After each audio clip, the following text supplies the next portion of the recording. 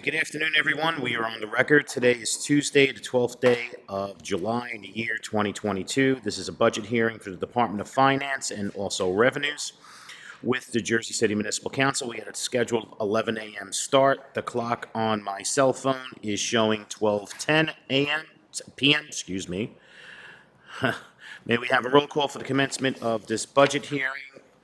I see Councilperson Saleh here. Councilperson Prinzeri. Councilperson Solomon. Councilperson Gilmore. And Council President Waterman. We have 5 council members in attendance at 12:10 p.m. In addition, at its time for its preparation, the notice of this meeting was similarly disseminated on Friday, July 1st, 2022 at 3:47 p.m. and again on Thursday, July 7th, 2022 at 7:22 p.m. to the Municipal Council, Mayor, Business Administrator, Corporation Council, and the local newspapers, so I can certify to our total compliance with the Sunshine Law. Council President, I'm going to turn it over to you. Good afternoon and welcome to the 2022 budget hearing. Department is Finance. So Director, we'll follow your lead with your presentation. Thank you. Good afternoon.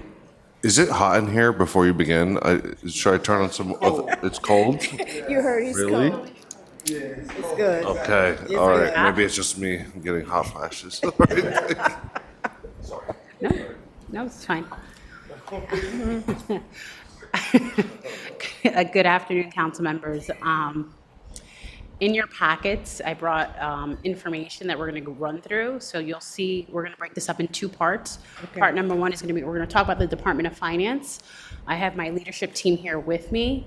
Unfortunately, 2 of our members of leadership are not here with us. They fell ill. That's Kyle Graves and Jeff Enright.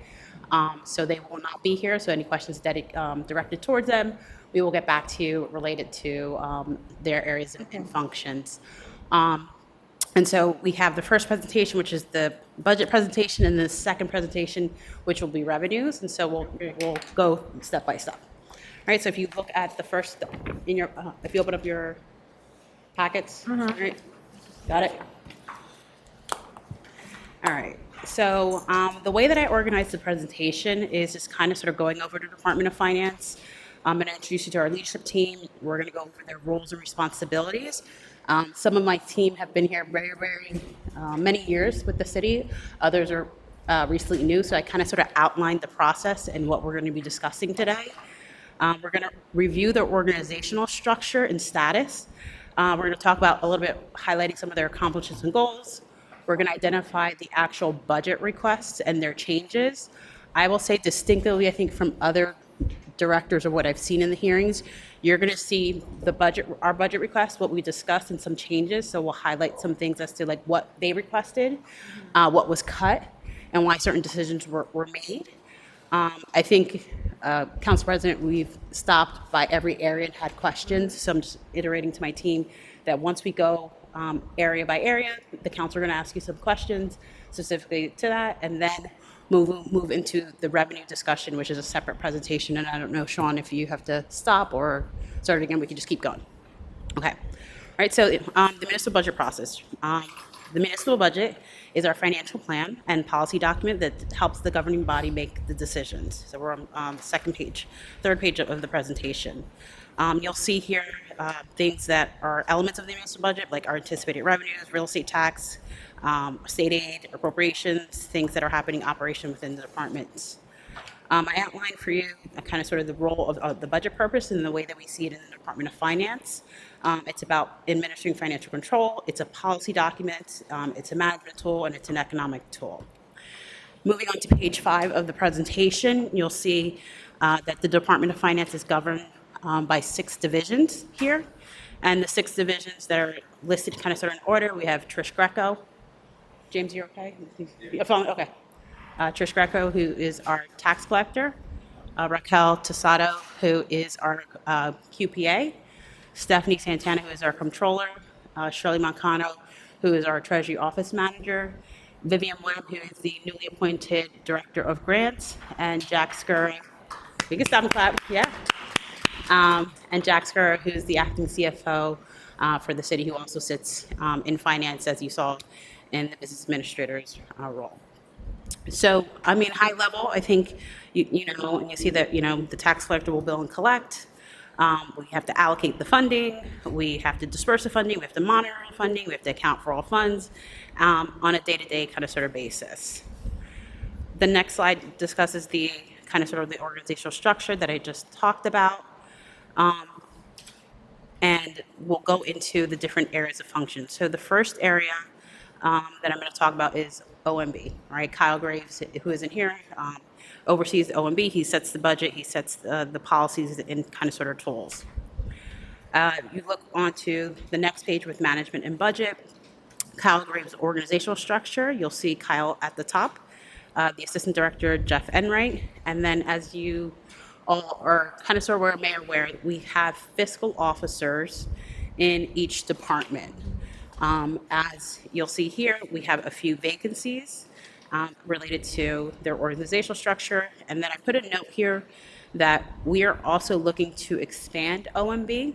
And you'll see like divisional analysts there that have not been identified yet, but it is an actual location, an actual working project that we're working on kind of sort of with OMB. Any questions on the ordinance? Nope, sure. What's the difference between the fiscal officers in this department versus, because each they have their own, how does, Yep. in unison, or we work? So last year, when I was in my acting role, I sent out a form citywide to do fiscal inquiries to find out that same piece. You know, I'm a former community development director. I had an accountant, an auditor, and a fiscal analyst sitting in community development, and they really didn't intersect with the Department of Finance. So I did send out a form citywide. I got responses back. We were kind of sort of combing through those things, and what we uncovered was that there were people doing fiscal duties, but there were people also wearing other hats administratively. So it's now that kind of sort of talking and negotiating with the department director saying, hey, I have identified this person as fiscal, but they do other things. And so how are we going to backfill? So that's why I put the note here that we're looking to fill. There's clear departments that are very clear that have fiscal staff, like DPW. That was one of the first easier transfers that we initiated. But other areas in the departments aren't so clear. But it makes more sense to have one, right? It does make more, so it makes more sense to have one, but understand that each division within the city departments have different fiscal needs.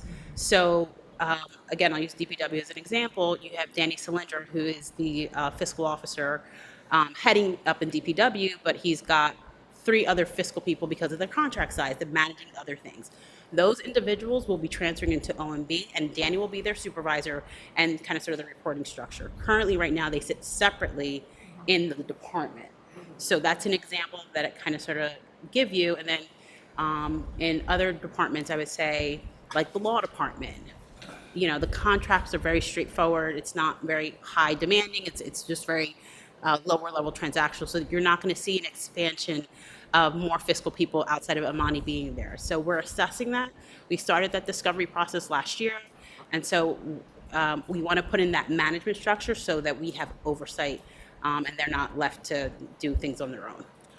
So the fiscal officer, their responsibilities include, I guess, overseeing the different contracts. Are they also responsible for, like, telling the department director if they're about to overspend, or, like, do they have any power to stop overspending? And what's the, what are the mechanisms in place to, you know, contain our spending? So the fiscal officer was really an extension of Kyle. They are to be many budget officers at the same time.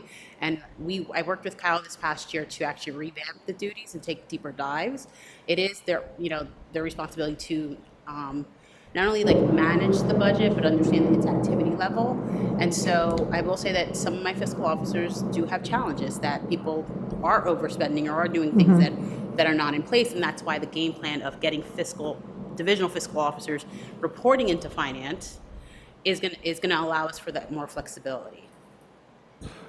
Do they liaise with Jack at all? Like, Well, Jack is the acting CFO, so he's got the statutory duties of overseeing all of the fiscal functions, and I will say that I have weekly finance meetings, and we take deep dives and we assess issues. And Jack sits in on all those for the most part if he can make it in those meetings. Okay. Let me ask you something, Carmen. When it comes to these contracts being late, will you guys have any part to play in that? Because I know as a council, we always get these last-minute emergencies, they call them. But yet, to me, it's like if you in a business for a long time, or just in your house, you know what bills are due. And I don't know why we keep getting them late. So I think it's twofold with the Department of Finance, where I think that area impacts its purchasing and procurement, and then also our comptroller's office. Whereas, right, departments have to work with purchasing in regards to all their purchases and what they have to do. So there is a window and a phase time that they have to go through some of those deliverables. So let's say it takes 30 days, just an example. From those 30 days, now the activity level goes back to the department. The fiscal officer will liaison with purchasing, but if it's on the individual department to make sure that they're managing their contracts effectively so that we can get them due in time in a delivery format. So one of the things that I did ask our fiscal officers to do is to really look at the aging reports, like what is outstanding for these small businesses or these vendors that if they're going 30, 60, 90 days past due, and you're making purchases that, whether we're in temporary budget and other things, it's not going to work. And so we are taking that restructuring, phasing things out.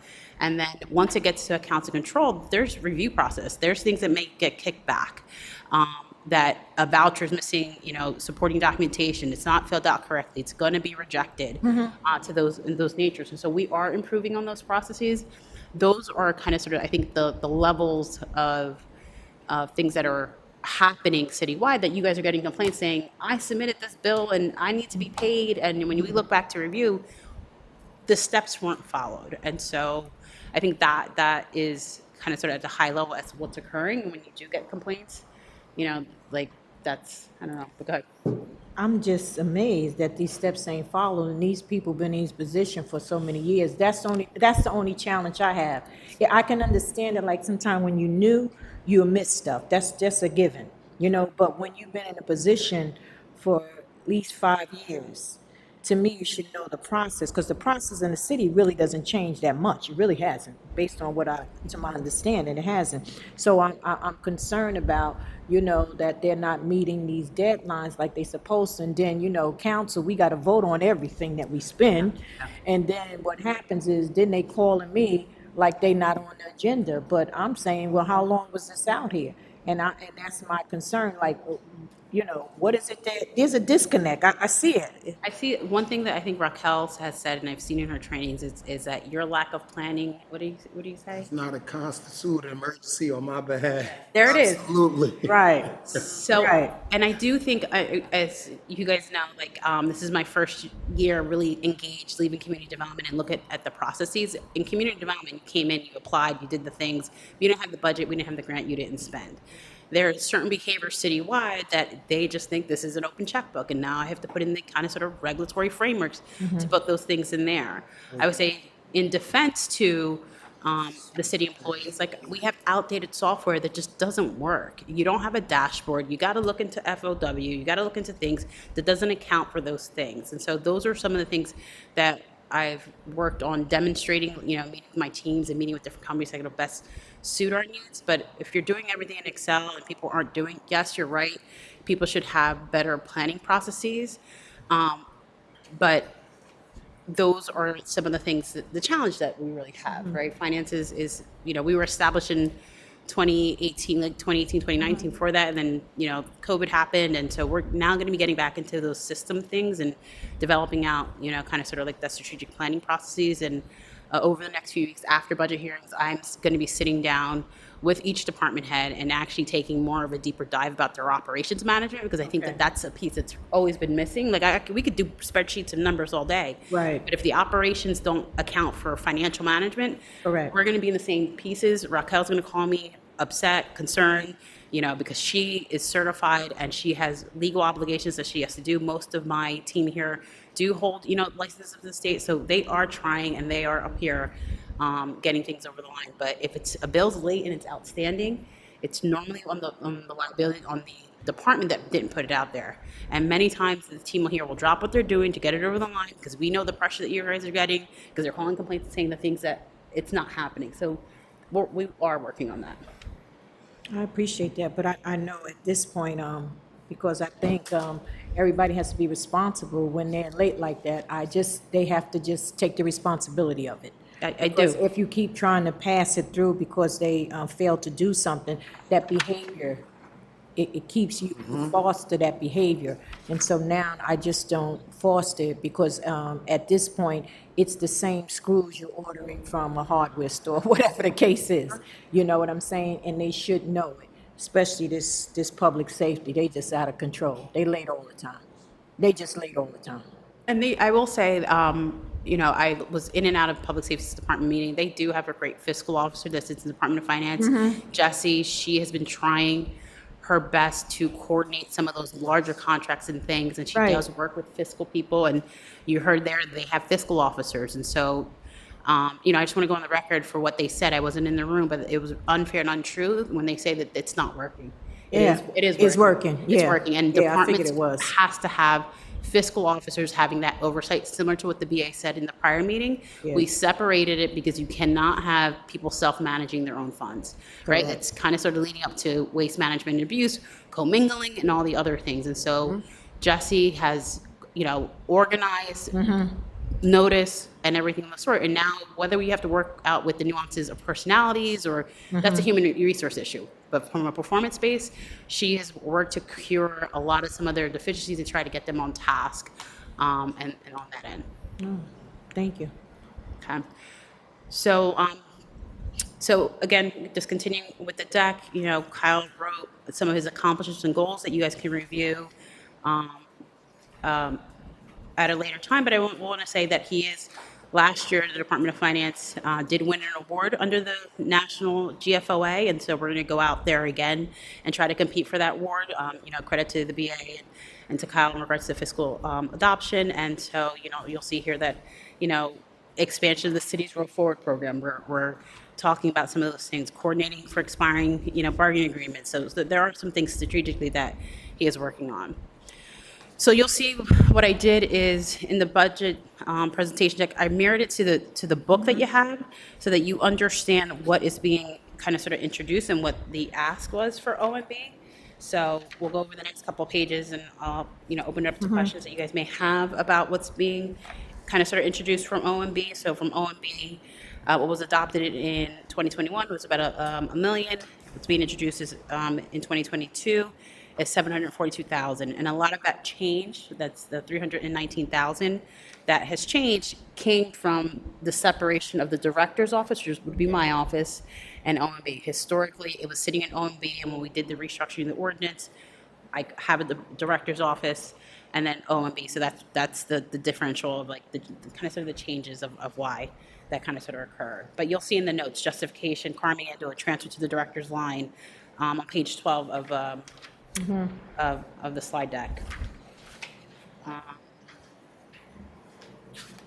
Vivian, she got promoted into the division, so she'll be coming out of OMB. So those are kind of sort of the high level things that are coming out of OMB. Any other questions in regards to their expenses, what we're introducing?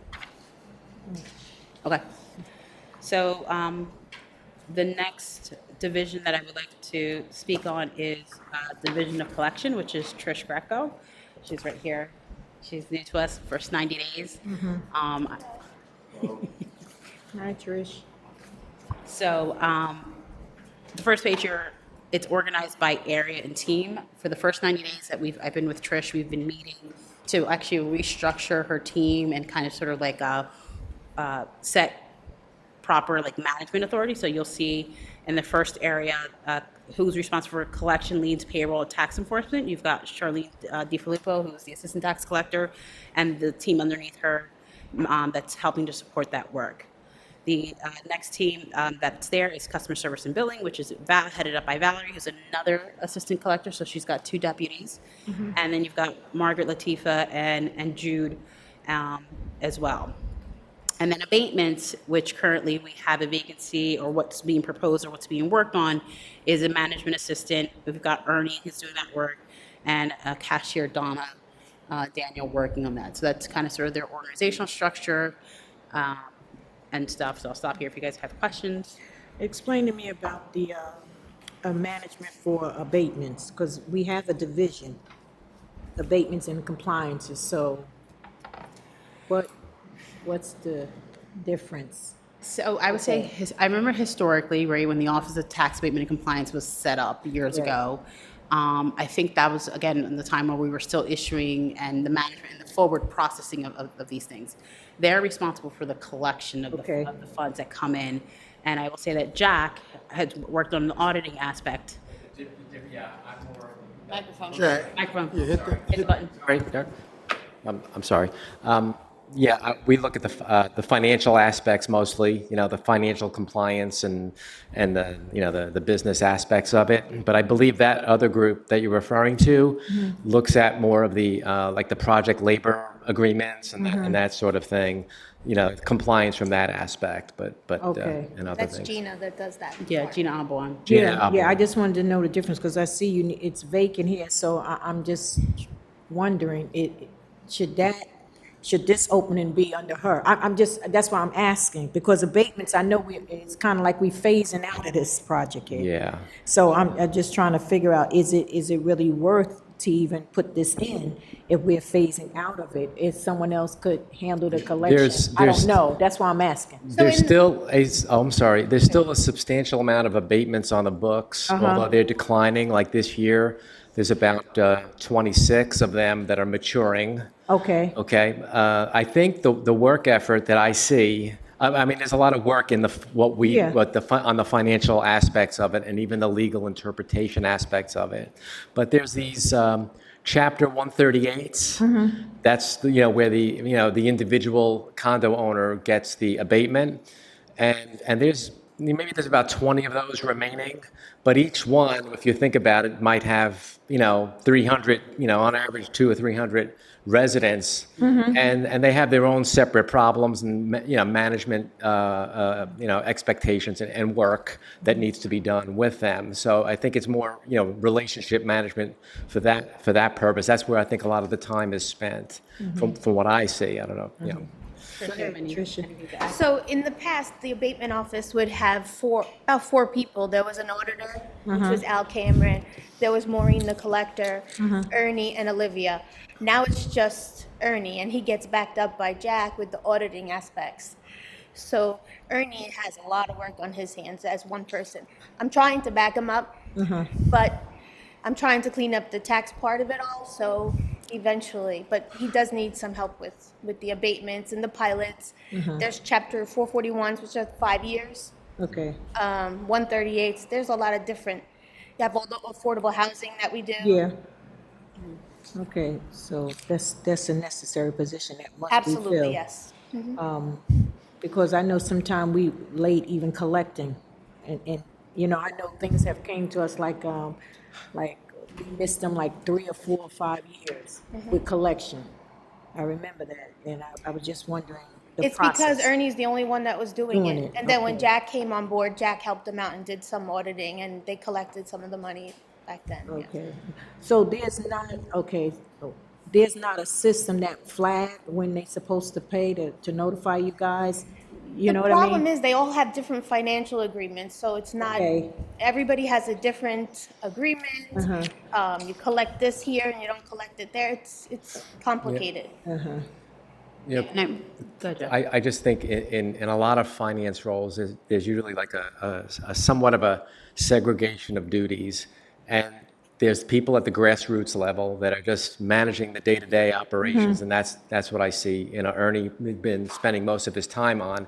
And, things have fallen through the cracks, right? Because there's only one, and that's totally expected, right? Right. But the segregation of duties is maybe another person. Maybe it can be Ernie, it could be somebody else, but just to kind of Right. just review, because mistakes were made too, Yeah. honest mistakes. And so, Yeah. okay, this doesn't look right, like this this particular one condo owner got an outrageous amount billed, and they actually, it was one of the developer-owned units, and they paid it, but looking back, it was, substantial, Right.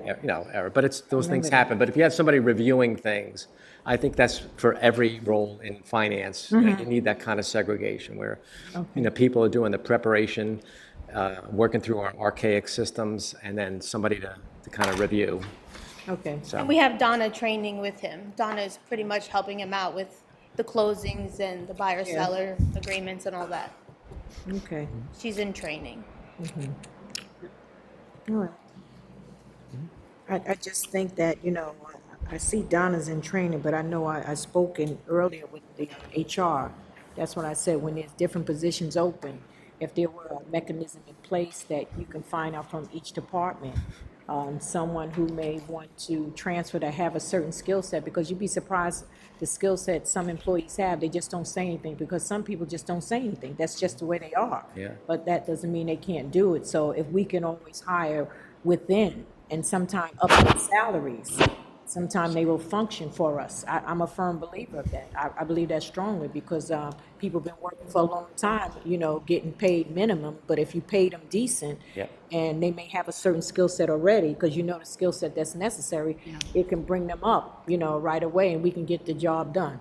That's all. Joyce, I've been listening to you over the last few days, and I'm really happy to hear you, speak like this, or, because it's and in our auditing group, my auditing role, I've been viewing it that way. I mean, there's people that have skill sets, and I'm helping, teaching them things. As I'm learning things, I'm transferring, and they're developing some skills, and they're also, trying to find. They're also learning about what other departments do that might interest them, and that sort of thing. But we can't always be competitive salary wise, and we try to do that, but. I've had people, and I always tell people this, that they should view their compensation two ways, like how much money you're getting now, and can you live on it, and is it doable? But is the experience you're getting helping you earn your present value of future income? The experience you might be getting, analyzing these pilots or doing or our financings may help you grow, in the future. It makes you more valuable. That's true. It does. That's what people don't realize. When you increase your skill set, you are more valuable. Right. And I think a lot of these employees in the city can be more valuable. Yeah, and to your point earlier, some people have been in jobs forever, and maybe they're defeated, and giving them a rotational opportunity maybe to learn I know that's just my own experience through my long life. I worked a long time, and people who get promoted, they are the most happiest people. Yeah. I've seen it. They are. They want change. Okay, thanks. Go ahead. And then so just moving through, all right, divisions and overviews, Trish kind of sort of explained some of the processes, but some of her goals for 2022 is to create a positive work culture and customer service and emphasize on quarterly, timely, and accurate responses, specific training for abated properties and billings. And then she wants to have a tax collection drop box here in front of City Hall. And she said there's a standard. She comes from us from Lacey Township, and she said that having this tax collection drop box would help secure, delivery of payment during non-business hours. So that's one of her things that I want to support her and her goals and stuff. And I will say, on the record, in the last 90 days, she's been providing a lot of the things she's been fixing and curing, and I'm grateful to have her here on the team. It doesn't go unnoted, Trish. So again, in regards to the Division of Collection budget and its changes, you'll see here what was introduced. A lot of this was prepared by the previous tax collector. So what you won't see here in the org chart was what her kind of sort of wish list is, which is the management assistant and the 2 other vacancies. So that would be something that we considered under the amendment process, because she, I wanted to work with her through, like, what do you want? How do we do this? Like, how do we dive into these things? Okay, moving on to purchasing. So as you see here, again, Raquel is heading up purchasing. We've split up the oversight and management and the organizational structure of who manages what. So bids and RFPs are managed by Pat Vega and her team, comprised of Paola and Waleska. Day-to-day procurement is Lewis, Tim, and Dwight, and kind of sort of superseding directly with Raquel, and then resolutions, cooperatives, pay to play, and emergency contract is Patrice Lambert, and we have a vacancy for an assistant buyer. And again, overview of purchasing, or is they're here to act in accordance with the public, New Jersey local public contracts law. I think that's very key. Every time I hear Raquel is that, no authorization or purchase cannot be done without her authorization, right? I have to ask her for authorization to buy something, not my boss, but that's how it works. So those are just kind of sort of the things that we're drilling down and some of the nuances in that end. And so, in 2021, Raquel, if you want to talk about any of your accomplishments, or like 2 or 3 that you want to highlight here. Okay. Well, first of all, this is my first time here. I'm really excited. I've never been involved in this process before. Although I've been in purchasing 17 years, but with the city 32 years. I just started in this capacity in 20, right before COVID hit. It's just not great, but I'm still standing. So I have my team members who were my coworkers. So now, now they're my team members and we all know each other. We've all been together over 15 years. Everyone in there has been over 15 years. They all have all certifications from the state.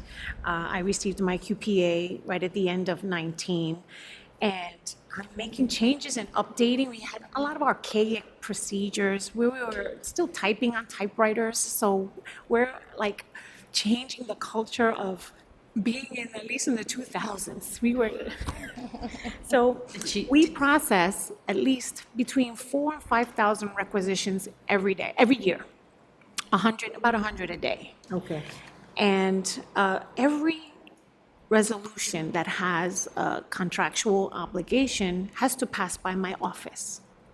A PO has to be put on that when we're encumbering funds.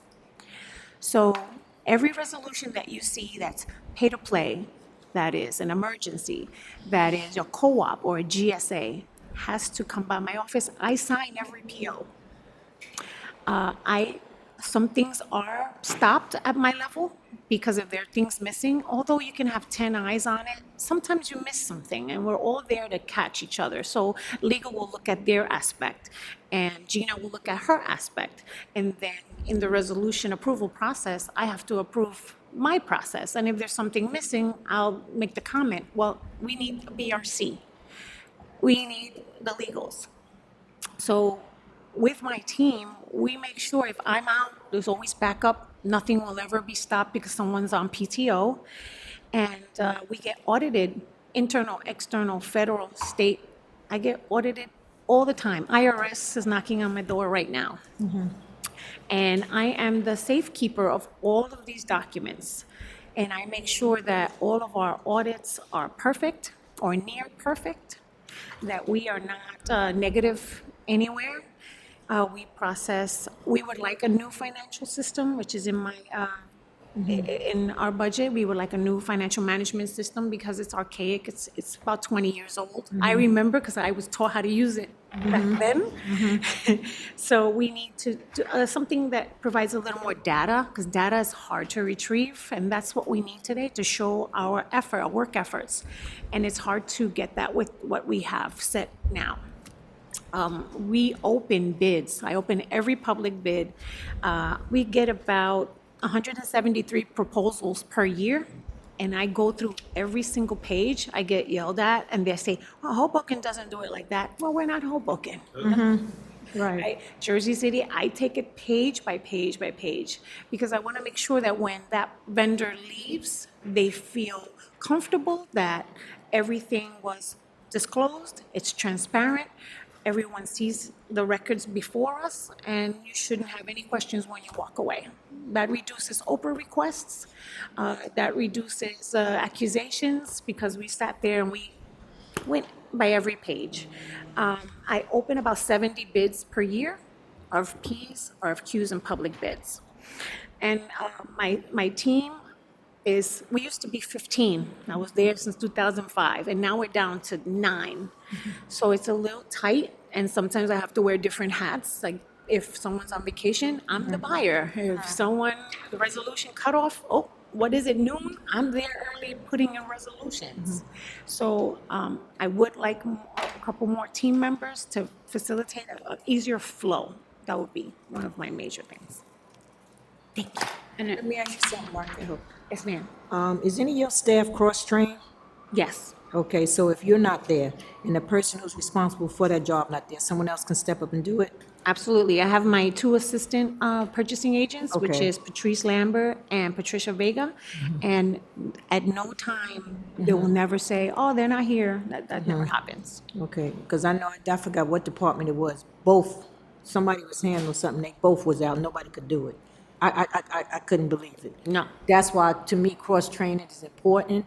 I know sometime in the staff, and they don't want to do it, they saying, oh, well, it's not my job, but when you're in a city, it has to function, and I tell people, be conscious of that. We're city employees. It's not like, this is a regular 9 to 5. As much as we want it to be, but if there's an emergency in the city and if something happened, it depends on what department is necessary to be there, then we really have to be there. So to me, cross-training is really important, which would, not only that, give people a different skill set, will allow people to see if they want to even go up to another level. And just to that point, I think I've reached out to Rutgers University to actually bring the QPA Okay. classes on site. So a few years ago, we started the CMFO classes to be brought on site at Bethune Center.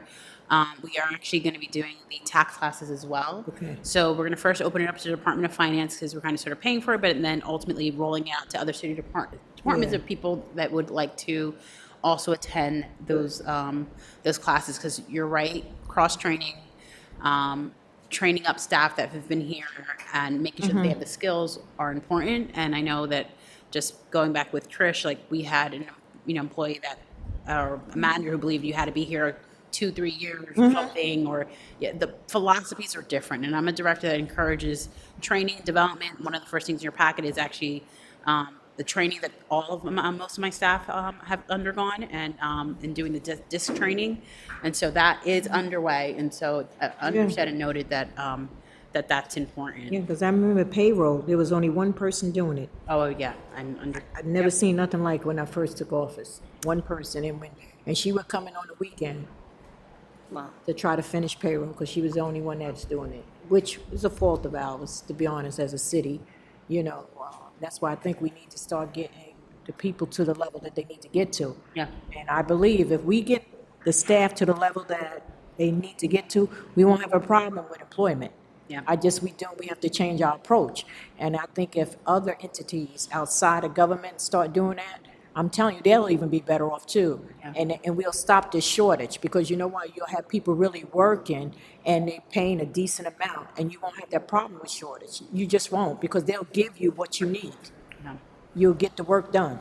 Yeah, you're totally agree. And then I think just in regards to some of her accomplishments in regards to increasing vendor diversity, I've sat through some of the other budget hearings and some of the things that you guys are talking about. We're talking about Benich. So her office also works in conjunction with diversity and inclusion to improve those efforts. But also, Councilwoman Mira, you had asked about translation and language access services. We did increase vendors with purchasing in regards to having those services rendered. So I think it's available. If you remember, when I was in community development, I was able to translate our surveys in like Urdu, Tagalog, and so on and so forth. So that it is a working active effort. I think based on what the BA said, it needs to be centralized in a way. So that for when I checked in with her, we think we had over 10 to 12 vendors that can do print and communication and language access. They're available. It's just, I think, a matter of increasing those opportunities. That's great. Okay.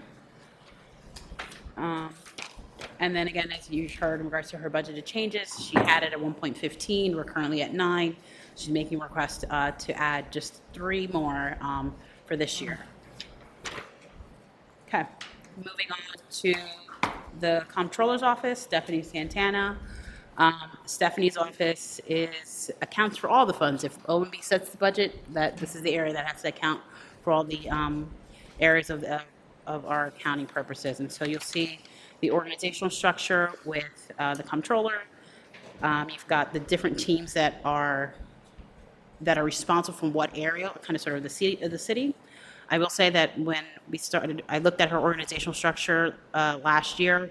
It didn't look like this, and so now, again, all of my departments are all governed by areas and teams, management duties, responsibilities. So you've got the accounts receivable and payable team. We recently promoted Dino, who had been with the city for about 3-4 years in a supervisory capacity. We've got Priscilla Gatton and Kaylee that supports that team. Fund accounting, trust fund, and grant fund. Jericho was also promoted as well internally to the chief accountant.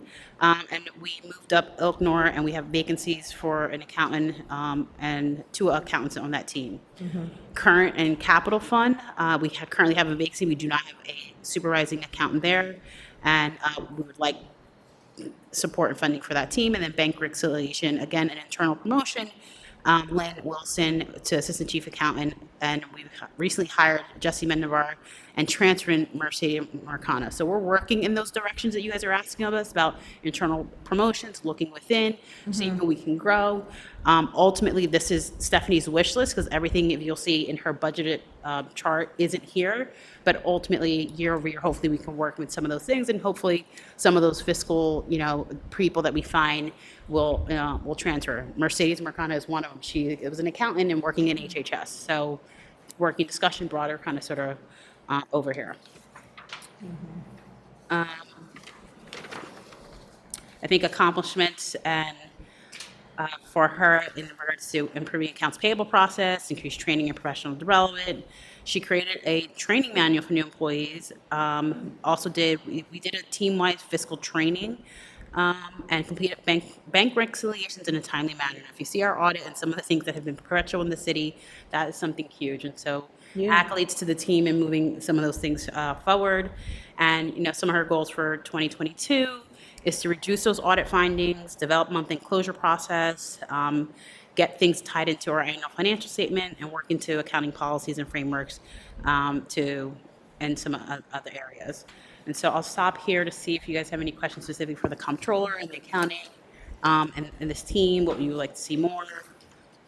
Or any technical This is a questions? wish list, right? Yeah. Okay. Yeah, Just wanna make yeah. sure. Yeah, if you see, What is necessary though, now? Steph, what is necessary? What do you need?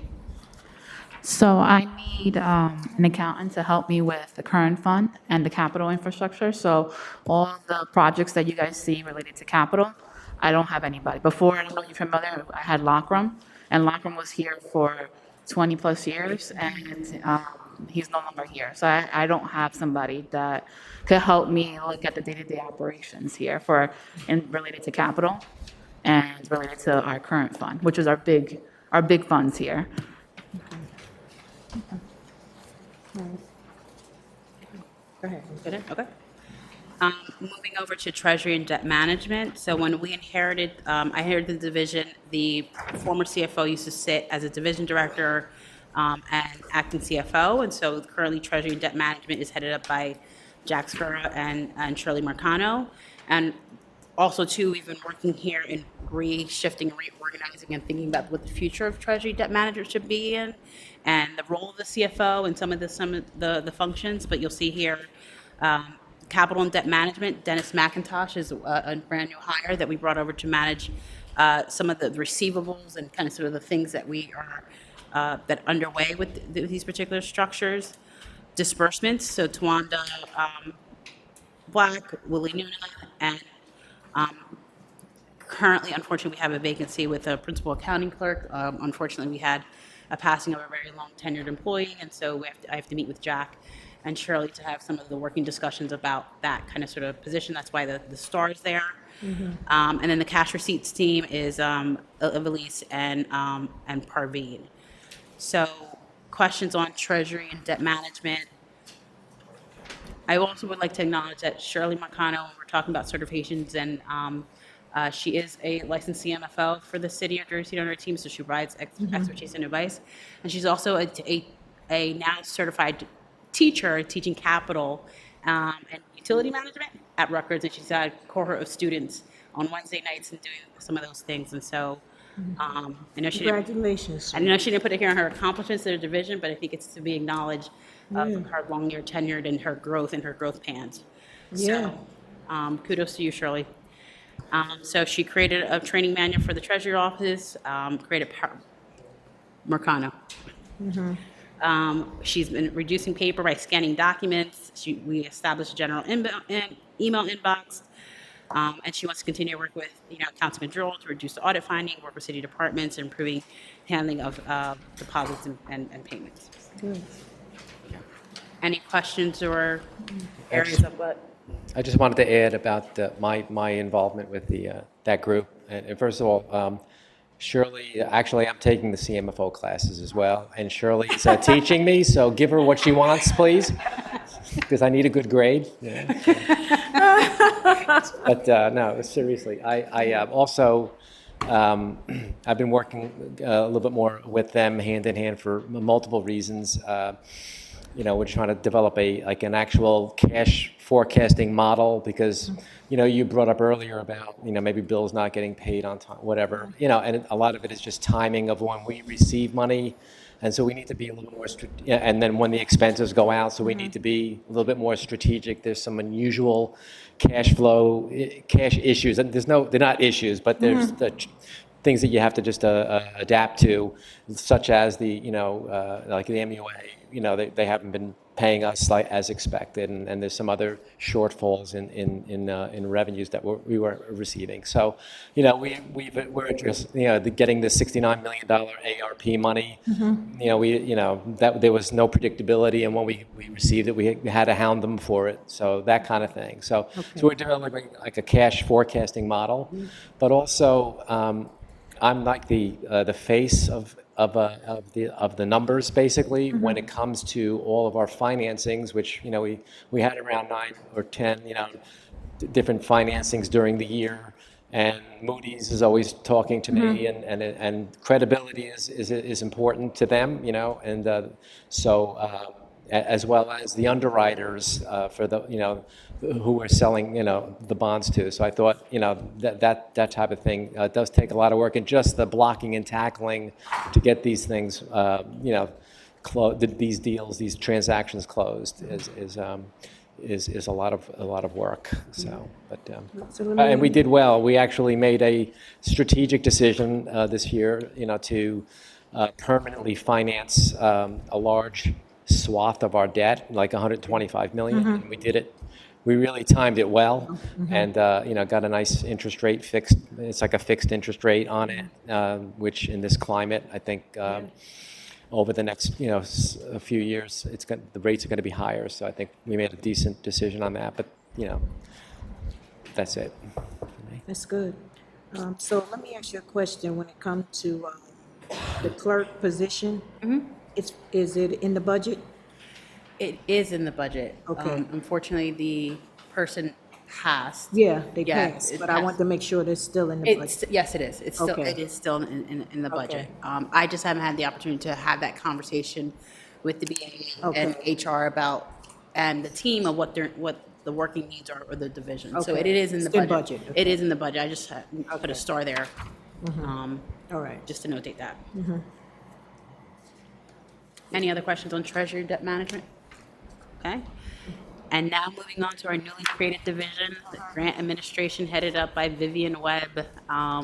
Really excited to have this division here. As you guys know, I was the face of grants for a long time, and it's never enough, and that was probably one of the hardest pieces about doing that job. And so currently, Viv is the director. What we've put in the budget and what our plan and our goal is a grants controller, specifically working on grant accounting. I know that very well. It's kind of sort of specific. We did have someone just resigned on 6/25, is no longer with us. It's Lita Carter. So that position is also funded in the department. But really, as we put the note here, is similar to fiscal officers, we know that there are other people in different departments doing grants, and that isn't centralized. And so that working goal and discussion is to transfer the people into the department, into the division, so that we can kind of sort of go over the different areas. And so we set it up administrative, the accounting team. We're going to need people to do the monitoring and compliance, because I think we're very good at like booking grants, but the management and the rebooking of grants falls apart with the monitoring and compliance aspects of things. And then we need someone working on grant coordination and fund development, getting in the new grants, working with our consultants to bring us new grant dollars. Or grant is supposed to offset revenue, and currently it's offsetting some of our revenue, not proportional to the city's budget or even the capital budget. So I don't know. Go ahead, the question. How would you measure success in this department? Are you going to have like a list of the recurring grants and then how many new grants you found? Or like, what would you say would be the best way you guys would measure success for this department? So I'll answer, and then I'll let Viv answer in regards to this. We've worked on the vision. For me, I'm about the bottom line, because grant work is equity work and raising the value of grants, all right? There's grants out there on many areas that are kind of sort of like reoccurring state, but there are other things that can do other mission-minded and reoccurring things. And so that's how I would measure it. Viv, how would you measure? So currently, we have 33 grants booked to date for this year. The majority of them are reoccurring. We do work with a grant consultant, which is Millennium, and to date, we have booked with Millennium $1.9 million in grants, and those are basically all new grants. We have 4 that's outstanding right now. We're just waiting for the application process. And applications right now, Millennium have $16,975,000 worth of applications that are in, and we're waiting on answers for. So when we get a monthly report from Millennium, they break down everything in categories, and then the internal record keeping, we do keep track of recurring and new grants, and the way we actually set the grants up, we can see the difference when we set a grant up. Thank you. You're And welcome. so I guess my question is along the lines of, are we getting grants for the entire city? Because I know at one point they had like the food program and rec, and there was a grant process through that, but it wasn't connected to, well, this is a new entity, so Yeah, how so- would that process look? So historically, it's been like decentralized. The department directors would make the requests. Yes. And they would work with Millennium Strategies, and then we would have like one grant coordinator, whether it was Alita, whether it was Alicia, or whether it was someone else. And oftentimes, the departments would put in the request, or the consultant would find the request. What our goal is to do is to centralize it, go through a process. Vivian will be leading up those efforts so that we can increase those goals, and then departments actually have targeted goals, which is all going to be new. So, she noted that we have 16 million in the pipeline and everything of the sort, but if you ask our accountant or our OMB officer, it's not enough, right? Our city's budget we're introducing today is 695 million. Our capital budget is over $500 million. So there are things that we strategically got to, over time, build up to kind of sort of get us there. Okay, and with respect to recreation grants, I know when I was in rec a while ago, when I first was in rec, we would have like I think it was a Beat the Streets grant, and it was like certain stipulations in that grant. So, do we have any of those grants in the pipeline or come into fruition? Nothing in regards to Beat the Streets. I know right now Recreation have the Right grant for the disabled citizens, and the summer food, which you were referring to, Yes. they moved that from Recreation into HHS. So they still currently have that grant, but nothing in regards to Beat the Streets, no. So do I don't we- know if that was a private grant or was that a state? I forget, but do we have a team that's specifically dedicated to looking for where these grants are coming from? So we have 2 grant consultants right now. One grant consultant, which is Millennium, they do state and private funding. They send us information on state and private funding. Then we have grant rights, and they just do basically right now our state, our federal grants, which is like ARPA and CARES Act. But this year, me and Carmen have had conversations with grant rights, and they will be coming on, and they're going to be doing additional grant research for us to look for more grants, and they're going to do grant compliance for us, which will help us tremendously, because that's where we're falling short in the departments, because when the grants are coming in, nobody's managing the grants. We leave money on the table, and most of the departments leave money on the table, because once they get the money, they just don't do anything from that point forward. No, that was my next question, because I also remember there was a grant what we got, and I think it was sent back because we didn't utilize it in a appropriate time. It was like that grant came from Attorney General with regards to the mass shooting and how's people affected by gun violence. And at one point, we were looking to do a program when I was in the health department, and then it kind of like, we never did a program, so. You're right. I mean, there are definitely opportunities missed. I mean, this is the grant structure, and I think why I advocated to create this division department within the department and separate to what community development is. Community development is a set grant funding, but there are so many more grants out there that can feed into all our departments. I mean, our grant consultant sent us an email about, like, just in New Jersey, Murphy adopted, $50.6 billion, right? And the email doesn't, I'm reading her email, and to your point, $25 million for the Department of Community Affairs for Local Recreation Improvement Grants Program. So those are some of the things that Vivian's gonna be drilling down on. $10 million for the New Jersey Department of Law and Public Safety Community-Based Violence Intervention Program. So I think strategically coming out of COVID and coming out of recovery efforts, the grant work, it's not gonna be overnight because as we know, it's gonna take time to build.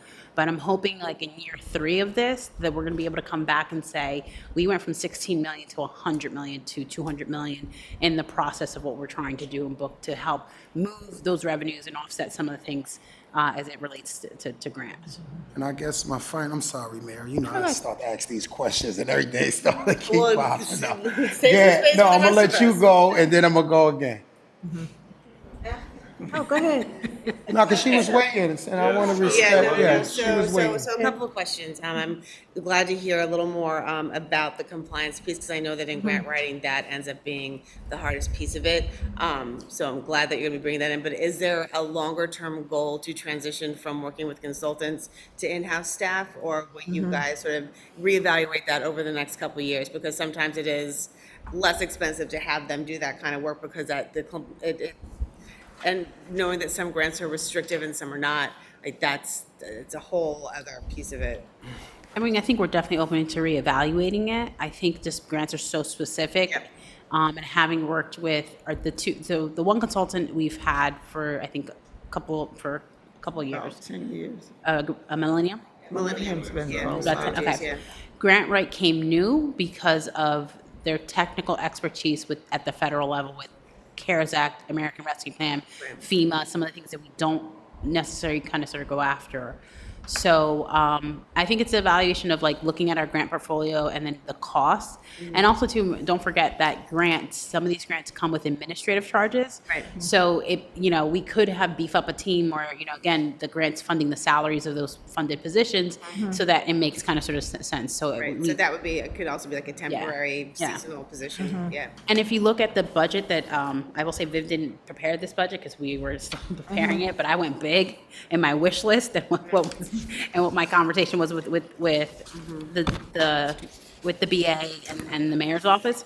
But like ultimately, what would a real funded vision like? You know, we need a director, an assistant director, I want an attorney, controller, several, you know, junior accountants, an internal auditor, someone doing data management and grant management programming. And so it was very rich, but I think that taking step by step and getting grants to fund these salaries in this position will make more fiscal sense as we do out a lot of the process and policy framework. We're going to need a PMP manual for compliance. We're going to need a PMP manual for coordination. So we're starting lead with a director, a controller, and an administrative assistant to work on those build outs as we continue to grow.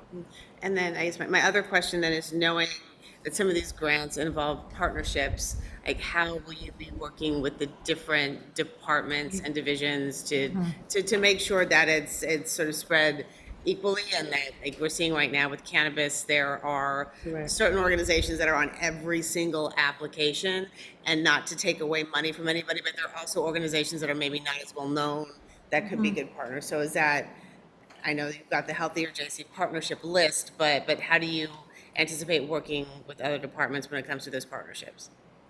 We would just, work with each. So when the Millennium sends us the grant opportunities, they usually suggest which departments it gears towards. So we would take that suggestion from them, and then me and Carmen also sit down and we look over.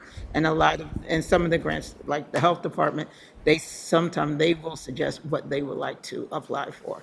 And then my final question is, because sometimes grants come across my desk based on different work I've been involved in, so I should just start directing them to you? Yes. Thank you. Any more questions, guys? Yes, so with respect to the grant, this new entity, there is also opportunity for us to get grants to work with individuals that have, or groups that have expertise in the field, like outside of a city function. Case in point, like with the violent stuff and thing like that. And also, is there any communication with diversity and inclusion with respect to grant opportunities as well? So how does that partnership and that dynamic work out? We haven't had anything that was geared towards diversity and inclusion, but we do work with them all the time. I actually was working with them before I came down in regards to helping them with their database and stuff. So we have a good working relationship with them, but we haven't had anything introduced to us in regards to community, diversity and inclusion. Okay. So, but if we have something, we would work with Floyd. do we envision on working with or getting grants for non-government entities, like outside of our departments? Like pass-through grants, we have a pass-through grant right now, which is our MPP grant, which is the Jackson Hill revitalization, where the grant comes in through innovation, and they manage it, and they disperse the money to Michelle. Okay. So we have grants like that already on the books. Okay. Go ahead. Any other questions on grants? Okay. Last but not least, the director's office. We are lean and mighty. It is Razani and myself. Currently, my organizational structure is me. I have a vacancy for an assistant director, and Razani, who has been a tremendous asset to the team, and the historical knowledge of every moving finance function in the city, go to Razani. So you'll see my department overview and kind of sort of what I outline as my goals, kind of sort of like manage functional performance, manage finance talent, business performance, closing out the books, complying with regulatory requirements, managing financial information, and providing decision reports. So those are kind of sort of how I've mapped out my process map in regards to duties, obligations, and kind of sort of responsibilities. Some of the goals and accomplishments that I accomplished with the team is I enrolled my staff in leadership and professional development training. You see that in your packet on the first page, like, Trish, Raquel, Stephanie, Shirley underwent that training. This year I plan on getting Vivian and others involved as well, because she was recently onboarding. I became a member of the National Community Development Association. I was awarded a scholarship for the National Public Finance Officers. I established and I'm chairing up the Assessment Review Committee, Tax Assessment Review Committee. We were awarded the procurement reform grant that you guys saw. We're able to go up to Harvard, and we're kind of working through some of the philanthropy strategies. In your packet as well is the handout of some of our assessment models and some of the things that we do plan on meeting with you with some of those things that are coming forth way. Began working a staff development plan. I held 2 jobs as divisional and department head last year, so I think that was an accomplishment. Worked to reduce audit findings. We hired a person to do capital planning efforts and completed a transition plan with the new community development director. I know Deja was here last week and she said some things on the record, and she said she's being investigated. She's not being investigated. She's being monitored by HUD. And now she feels that pressure of, always being supervised, but she's doing a great job. And I did a 90-day transition one-on-one with her and just checked in with her and the team. And you've some of the accolades that she's going to carry out, like the $150,000 of, down payment assistance that took me 2 years to do and carrying it forward. So I just wanted to make that on the record and say she's not being investigated. She's being monitored. It's part of the process about the money that we receive, and doing a great job as related to that. Is it like a normal routine, like, when you go to the dentist and get a checkup, or is it because of certain things were triggering Yes, so the monitoring? HUD has this, so it's factored by different things, right? The amount of money they receive, outstanding audit issues, complaints that they may get, or so on and so forth, but they're set up to do those things. So prior to this year being monitored, the last time we were monitored was like in 2018. So they got to come back, right? So they go to different towns and do the oversight, and they're there to really help streamline some of the things that you're fixing and correcting and so on and so forth. So it's standard and it's part of their practice. So we'll forever be monitored just because of the amount of money that we receive. We're high risk. Okay. More questions? Go ahead, keep going. Goals again for 2022. I met with you guys earlier this year, working on developing a strategic plan, always assessing the critical path points, building on data, priority-based budgeting. I've sat in most of the finance department hearings, and there's some things that I do see that is overlapping among areas. So we're going to work on some of those measures. We're going to work on business partnerships throughout the department. I mean, I think I've talked about Rutgers. I think about specialized training with the New Jersey Training Institute and some of the other things, and working within the community. Other goals is, an internal revenue task force. I think coming out of COVID and moving into the next discussion, we're going to talk about revenues, but we need to talk about something internally, revenues, bringing directors to the table where each director is talking about, we've created all this revenue, but overall year over year, it's not bleeding in through. So those are some of the things and goals for 2022 that I'm looking at. It started with the tax assessor's office and trying to understand our land and how we're assessing and what's happening between planning, the assessor's office, and other areas. So, and doing it in an equitable format. Now we're going to move into kind of sort of some of the other areas. Budget and finance communications, and we're a new department, but I think people want to know what's happening with their tax dollars, who are we doing business with, and how we're doing business with. And so we're working on budget communications and finance communications and developing out publication surveys, videos, and corresponding with language access. I'm very critical to that. Is there an effort to do a budget teach-in with the general public in terms of walking let's say I was to hold a community meeting, would you be able to come and walk everyone through the budget and explain it? Because there's a lot of back and forth regarding, who's responsible for the funding crisis or the $1 billion that's happening at the Board of Ed, at least to educate the public as to how the budget is formulated at the city level and our relationship with the Board of Ed and what we assist them with. Is there any plans to do that, or? I think I'm definitely open to that. In my prior role, we had to do that. We had to host public meetings. A lot of my team here aren't out in the public and bringing that face, and so I think that piece is going to be important, right, in regards to how do you work through those modules and stuff. And so I definitely want to prepare my team to be ready to be public speakers and to be with the public. That's something that they need to know, but I think we'll be preparing you guys with infographics, one-pagers, things that will be important to them, because what I would hate for them to do is to go out there and to be yelled at and taxes, and Tricia's like, but I collect the taxes for the revenue and we're trying to do a good job. And so I think those are working nuances that I'm open to discussing and designing for the department and for the council members. I think it would help stop us and everyone else from getting yelled at. I mean, we'll still get yelled at regardless. Sure. We're not going to stop that, but at least, people be more educated as to how their money is being spent, where it's being spent, So I'm in the final stages of updating our webpage and actually taking some of the things that lived somewhere else and working through that contact deliverables.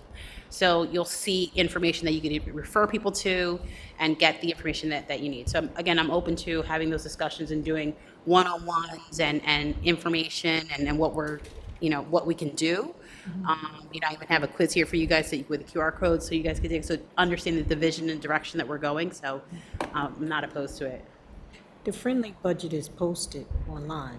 Yes, the state-friendly budget, the one that reads this way and the other one that reads that way. Like, I get it. So it gets confusing to people, It even does. though they say the word friendly. I just don't see how friendly it is. So is there anything that we can do to make it much easier for the public to really understand that and go through that process? You're right, though that's a state mandated template and what we have to publish. Right. But what we can do is improve on our infographics with budget communication, finance communications, and then translating that document. Oftentimes it's a government document, so we will be working to some of those points. So that's one of my goals for 2022 is to start developing content, so it makes it easier and accessible and having the things that we need. So you guys did, I don't know if it was you guys, but the participatory budgeting, that was a great first salvo into trying to engage the public in meaningful discussion, even though the amount is de minimis almost. It's like 50,000, but it got people talking, so I think we should continue to build on that. We are. That was something that came out of OMB and in partnership with the BA's office to expand on that. So I have already developed surveys. I have a whole Rolodex of surveys, things that we're going to be putting out there. Just stay tuned. And again, I think everyone across the line has talked about software integration. We need new software. We need to do better. I'm working on creating a financial fellowship with the Business Administrator's Office, with the colleges and university. And that's some of my wishes. And so you'll see in my budgeted changes and what I am requesting and what I think I need in regards to where we're at. I'm a lean and mighty office with my team of 3. But I think ultimately where you're going to see a lot of my spending is going to be on my professional services line, the software needs that we kind of sort of need to get us through this year and most of next year. Okay. So in total, the Department of Finance is requesting 5.7 to be introduced with some minor amendments to Tricia's budget in regards to just getting those vacancies in there that weren't prepared. Overall, and you heard Stephanie Santana's kind of sort of wish list in regards to what she would like to see in regards to the department. And again, in the rest of your packet, you'll see what I've done, the training that the staff is doing, debt book. I know we forgot to talk about debt book, but if you look at this one pager, this leaflet, you'll see on the 3rd page our dashboard of our capital budget. It's unverified, but again, kudos to the team of trying to monitorize some of our work as it related to our outstanding history and obligations. The challenge grant that we won with some of the learnings from Harvard and Bloomberg. The team actually did a citywide training this year where we had over 100 city employees actually go through the training, and so you'll get that as well. So if you guys needed some information about who's what and who and what we do. And that's it in regards to the Department of Finance before we move into revenues. Any more questions? Yeah, the revenues, would be Stephanie, Jack, and myself. Yep. Thank you, guys.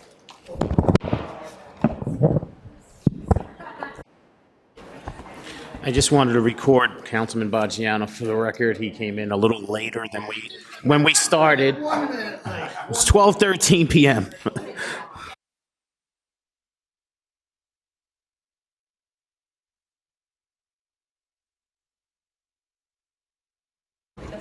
I know 90% were women, and then Jack crawled in at the end, so I said, I better not say nothing. I didn't want to offend Jack.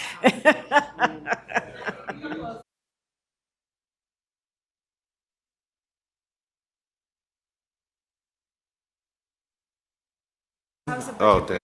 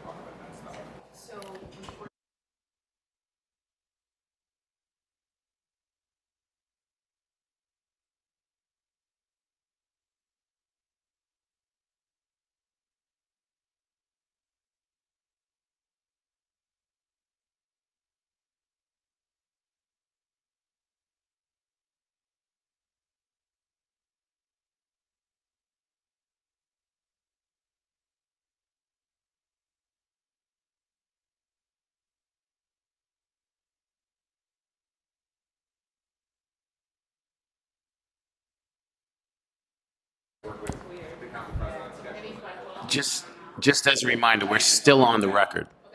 All right? Yes.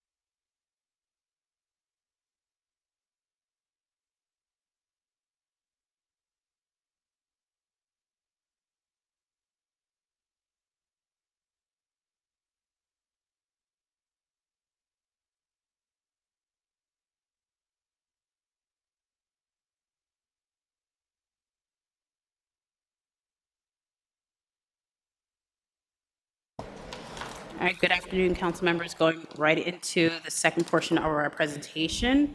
We're going to talk about the 2020 budget presentations and revenues. I think I've noted before that our budget officer is out, but we're going to go kind of sort of our what we've presented over the past 2 years, and then talk about some of the things you would like to see, and then emailing us if we can't answer everything fluidly today. So with me is Stephanie Santana and Jack Skura, our comptroller, and finance kind of sort of director. So as we go through, I would say the additional pages in regards to what you'll see in the budget versus like the surplus anticipated, our miscellaneous revenues, receipt for delinquent taxes, and the amount to be raised by taxation. You'll get kind of sort of the overview and the aspects of what's to be anticipated in the process. And so page, well, it says 59 because it was one continuous stack, is a summary of the municipal tax levy. You'll see 2020, 2021, what's estimated in the changes. And I don't know if any of you guys had any questions about this, or, you know, why we're here and what was proposed.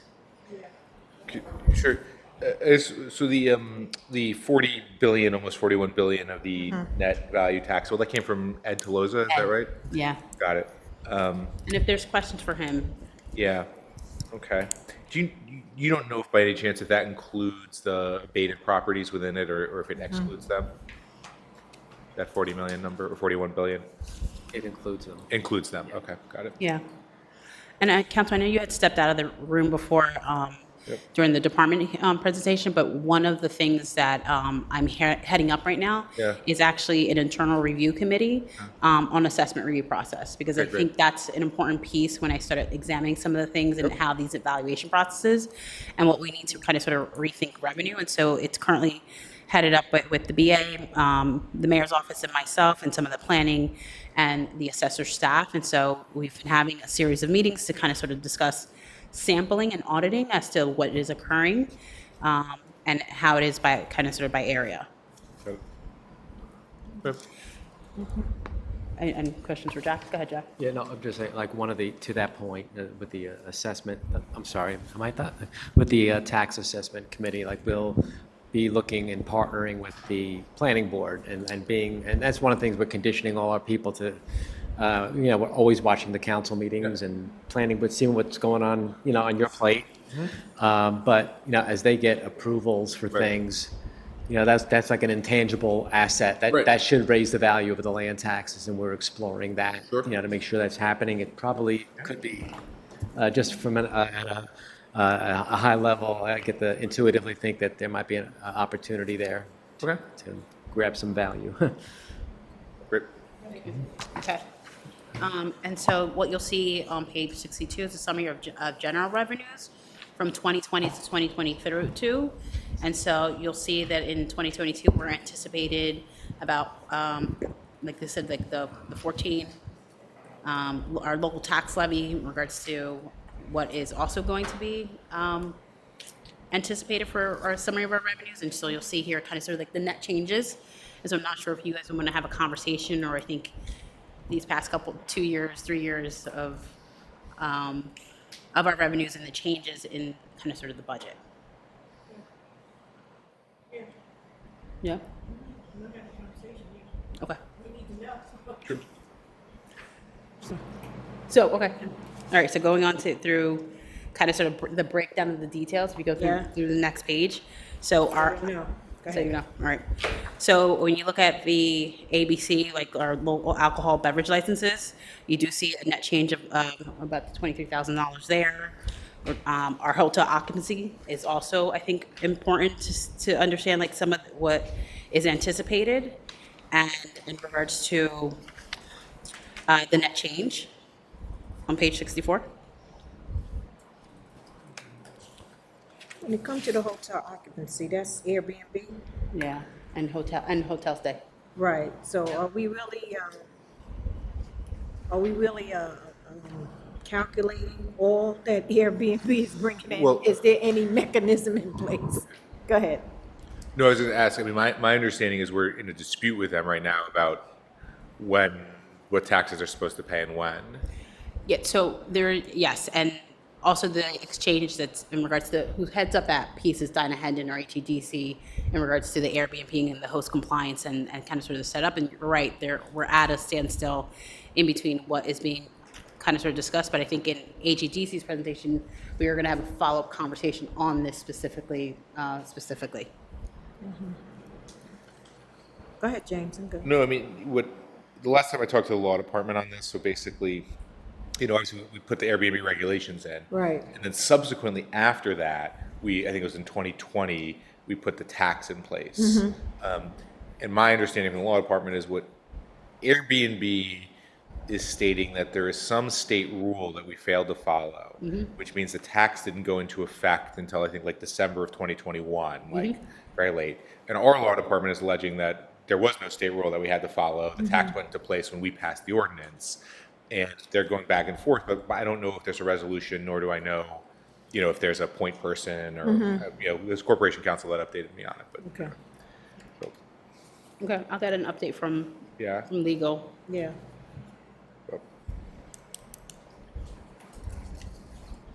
Okay. So again, on page 64 in regards to the local revenues, when you look at the kind of sort of the tax assessor's fees, the swimming pool fees, we are seeing a change. We're seeing the valuation going up, but you'll see the percentages kind of sort of going down. I was going to say, how do interest on investments and deposits? 2020 was 782, and then 2021 realized 316, and now it's going to be 1 million. Like, what is that exactly? Interest on investments and deposits. Is that like the money in the bank that we have? Yes. Or? Yeah. Yeah. Okay. Yep. Escrow accounts. and Escrow stuff like accounts, that rate changes. for projects. Yeah. Okay. So It's whatever the bank rate gives us. So if the rate goes up, we get more money. What search fees? Like $55? What is that? Search fees is related to,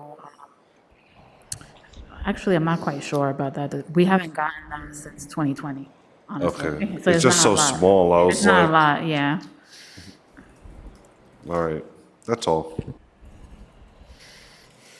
In regards to, I think Jack had talked about earlier on about pilots and abatements and kind of sort of where the process are, and I think he gave a overview of regard to what's kind of sort of in the pipeline and where we're at.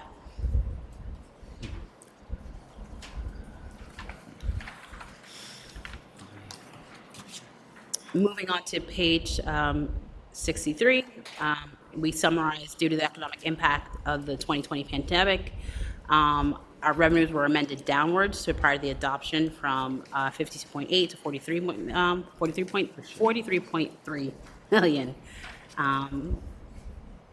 Total realized local revenues for calendar year 2020 was 33.4 million. Again, slowly started to rebuild that through 2021. Resolution that was adopted on April 27th authorized the city to anticipate COVID impacted revenues based on a 3-year average. So the anticipated total budget relief for the revenue is about 8.5. And so you see the breakdown of those key local revenue drivers and the items noted. Parking enforcement. Okay, talk to me. Is that revenue correct? Because I get a lot of complaints with parking enforcement, to be perfectly honest. And the number just look a little low to me, I don't know. Even though it seemed like it's a high figure, but it seemed like it's a little low because when it comes to parking enforcement, I don't want to say that's where we make revenue at, but it is true. Yes. So in a city this size, what are we doing? Well, I think Go ahead. Is some of that, what's the question? What Parking enforcement, you said parking enforcement, and the inquiry about It dropped off. the drop-off, yeah. some of that from COVID too, because I know we spent a whole part of Yeah, I know. 2020 and 2021 not enforcing, just maybe because they didn't want to be punitive. Correct. But now, Yeah. I started this process a while ago, and really it was hard getting the data, but I remember, I think you might have brought up like things yesterday, certain metrics that we can get like I think with the tax assessors, so, but with respect to this is something we'd like to look at. So I have a list from Mary already, the parking, or I had one, I was looking at, trying to track it, all the tickets that were issued by code, by violation code. There's a lot of them, but maybe just like the top 6 really was most of it. So I'm trying to see what the fine is, what is the possible revenue I would expect, if every ticket was paid, And then when you look at what the court is collecting, it was just Different. It wasn't, it was down. Yeah, so I'm trying.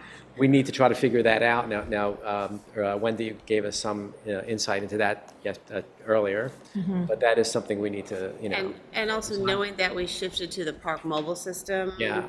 We also just get a couple fee. years ago, so also seeing what that's bringing in over what was being brought in when we were just having people feed the meters. Right. I'd be curious to take a look at those numbers as well, to see how Park Mobile is doing for us. Yeah. Or not doing for us. I mean, Because that ratio was like that I was telling you about, the potential revenue Right. to the actual collected was, like, Is there a plan to correct this in terms of actually enforcing and, I mean, we just have to sit down with Wendy and just find out. There might be legitimate, reasons why, that I don't really have the insight into, but it's in our queue to find out.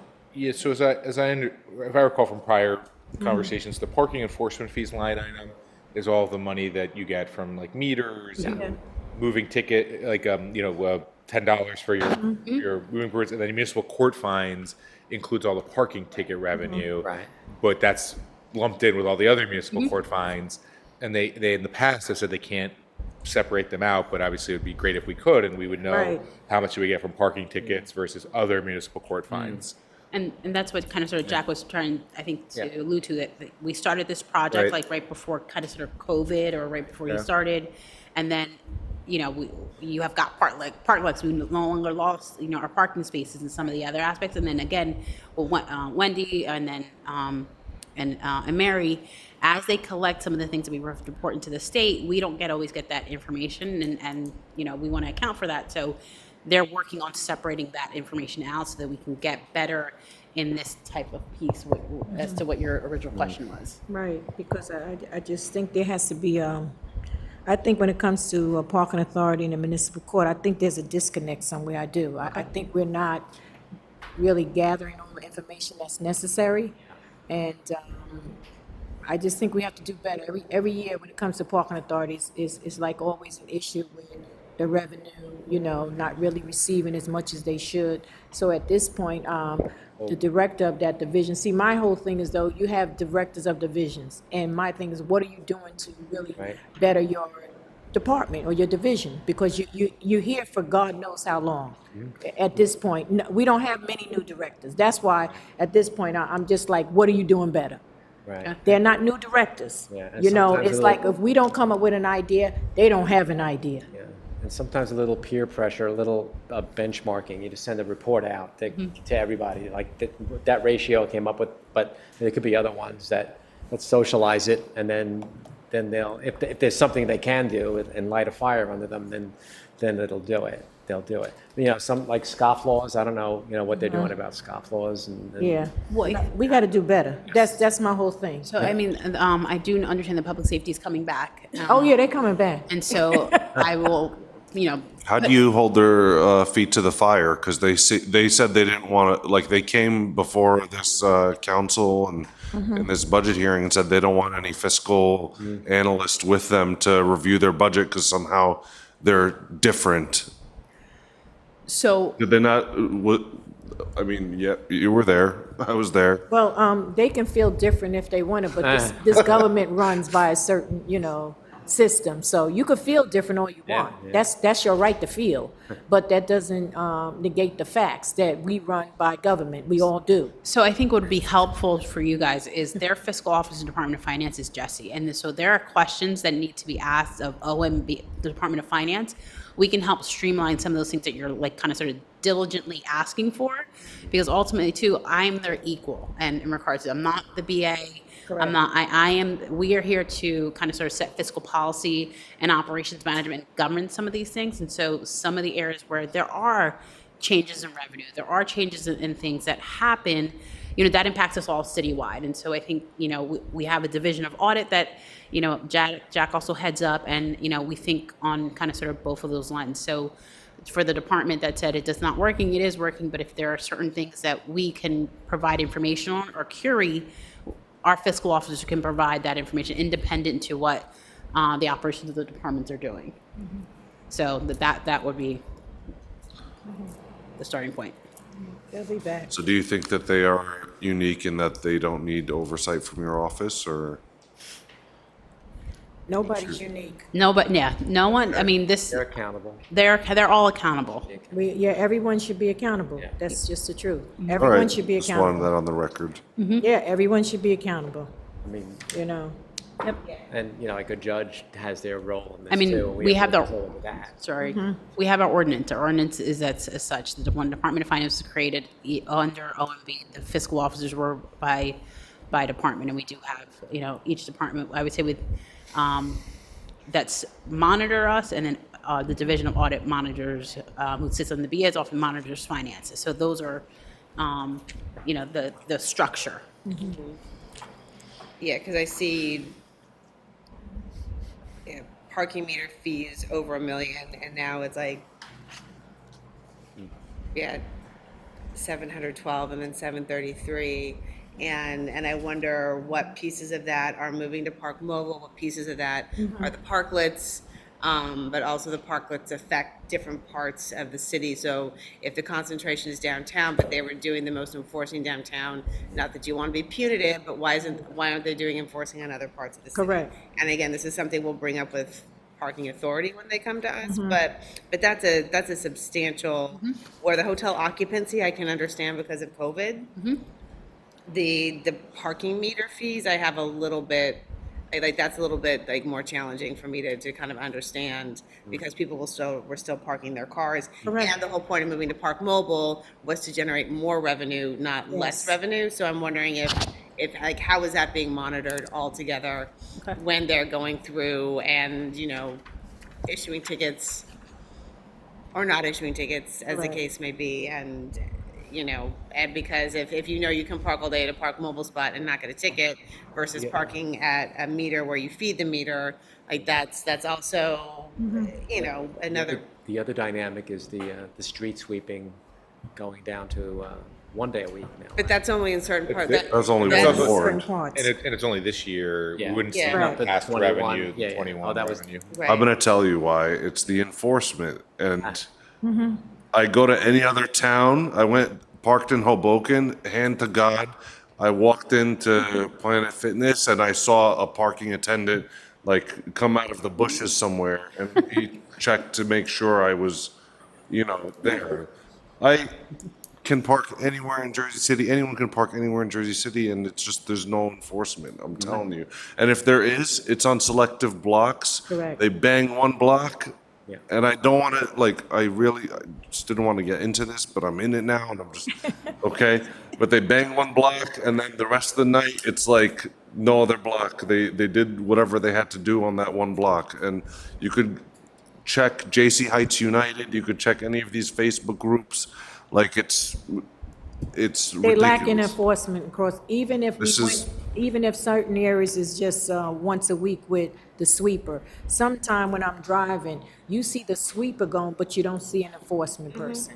And that's, now they may say, well, because of staffing or whatever the case may be, but my whole problem is though, if staffing is the issue, then you have to revamp your department to see why you're losing staff a lot. See, these things they have to be accountable for too, because you have to create an environment where people do want to come to work. So if you're losing staff, like you're running water, then there has to be a problem, and that should be evaluated because, like I said, we're not looking for this for revenue, but we just want it done fair across the city, and we see that it's not done fair across the city. I mean, I agree that enforcement is an issue. I'm not Right. arguing that, but I would, with the parking meter fees, I would like to see if, like, or to understand what was from is from parklets. And I know that we have the ordinance in place to balance that back out, but just to understand altogether how because that's also going to inform us when we eventually, if we have to go back and revisit the fees, because I know that the businesses were asked to give a little bit longer amnesty to start paying some of these things, but that's just a significant jump. And if the majority of it is lack of enforcement, that's one thing, but if the majority of it turns out to be from parklets, that's another conversation. So, Okay. That's true. The parking meter fees. yeah, the ones that we're losing because the parklets are there, yeah. But that's just specific to the meter fees. Okay.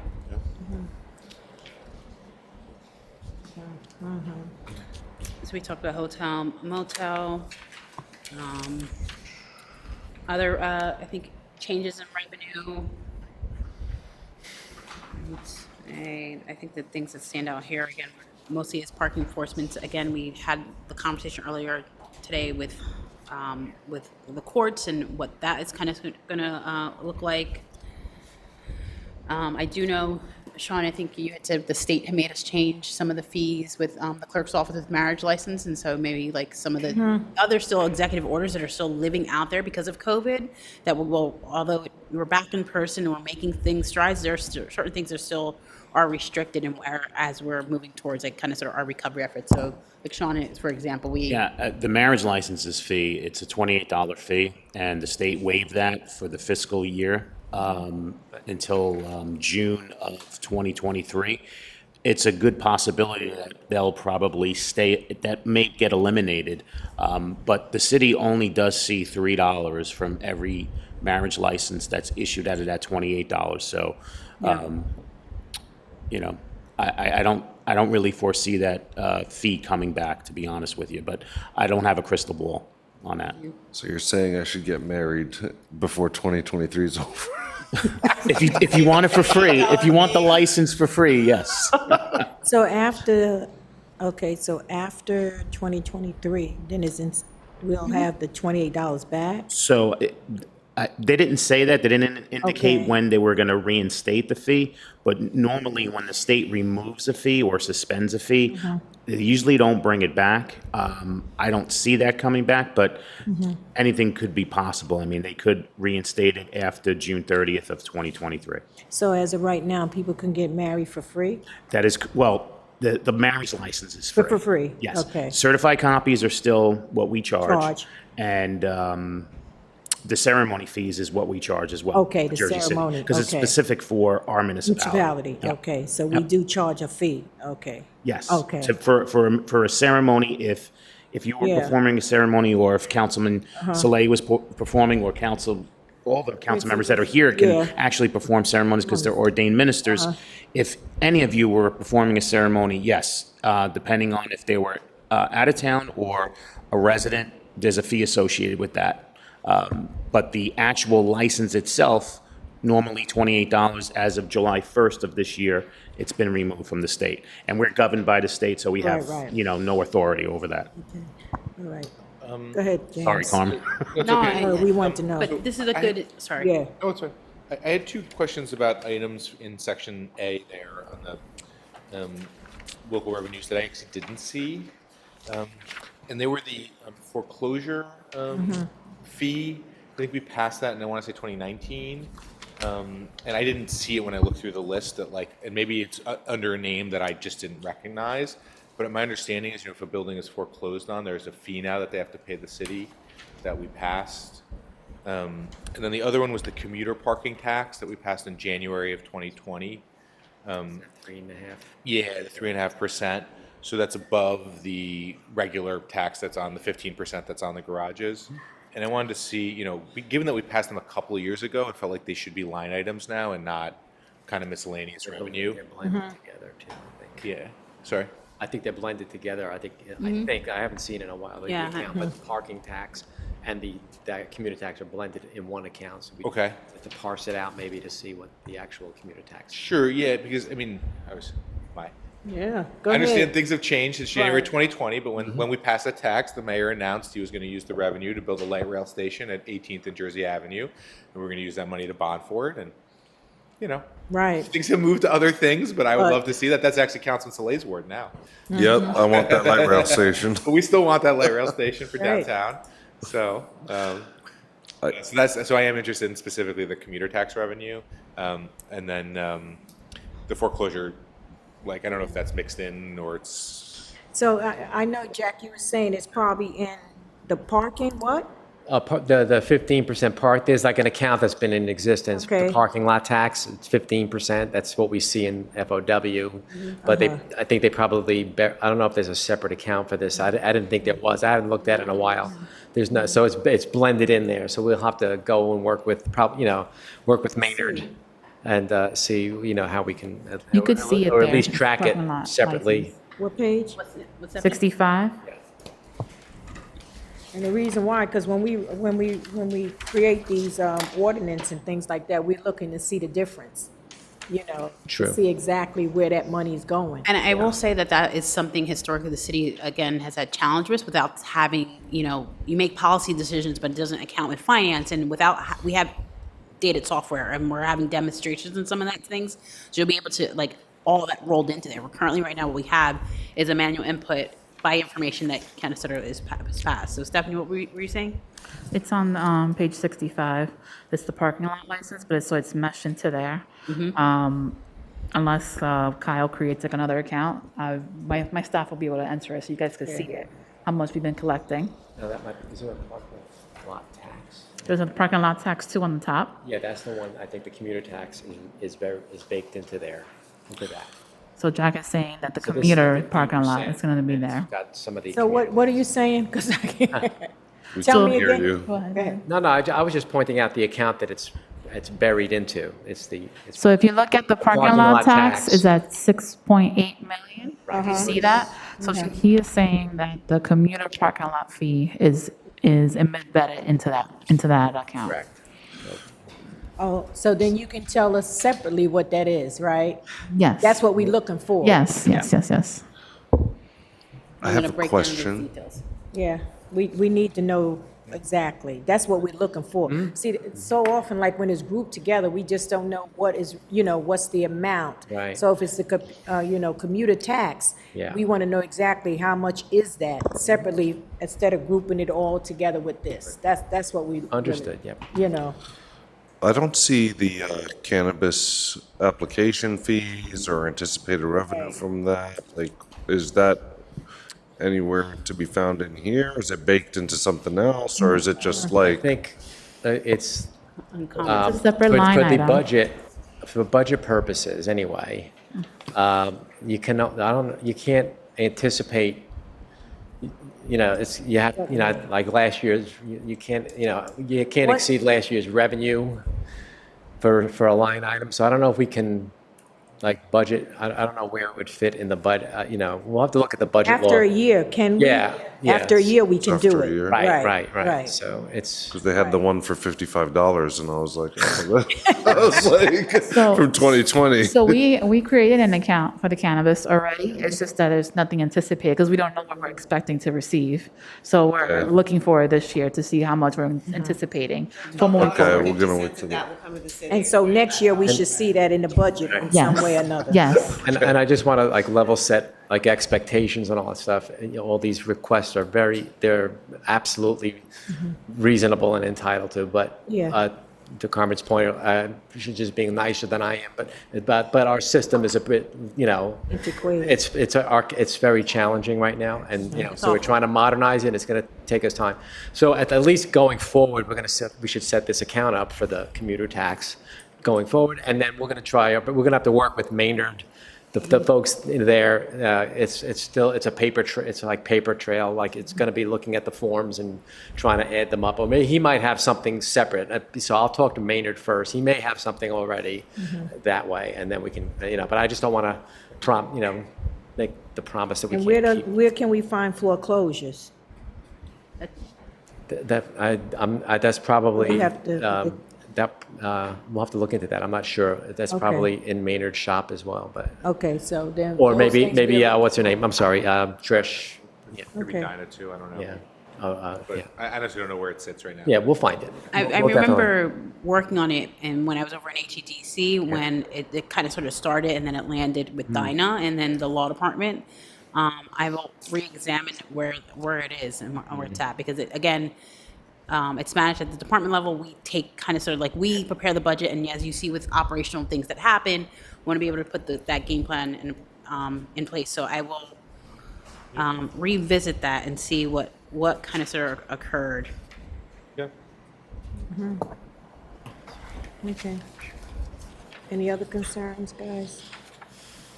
Any other concerns or questions? I mean, Kyle said he was available, and I am texting him, but if he responds before this is over, I'll. Not on section A, but I had some on some of the other sections, but I didn't know. Go ahead.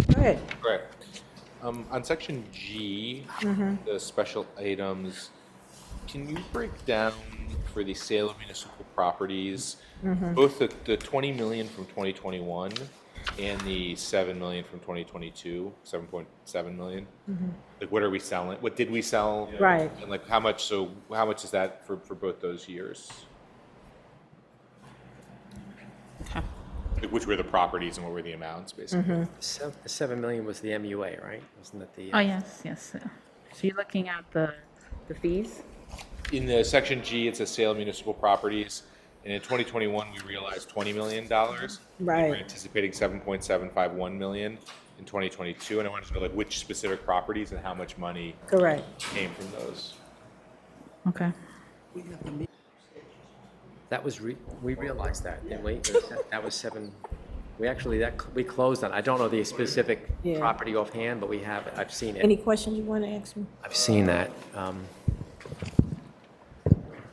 Right, Steph? Yeah. Tell them you'll be right there. Okay. That's I'm not sure what okay. the I 20 didn't know. million was. No, but we will come back with this too. Right. We'll Reg, take care. schedule another date also to make sure we have the revenue clear and Okay. everything else too. But ask your questions so when they come back, we have Yeah. these answers. He has to go. Go ahead. So yeah, if you guys can get that. You want both, you want the 7.7 million. And I know Yeah. it's an MUA prop, we sold it to them, I just don't know exactly the facility. And you want the 20 million as well? Yeah, where did that come from? Which were the locations, basically? And then I think that might be it for me on revenue, but then I have questions on the appropriation side. Yeah, we'll meet with that too. Do you want me to just run through them so we can Yeah. prep for the next section? Okay, so let me just pull up the appropriation side.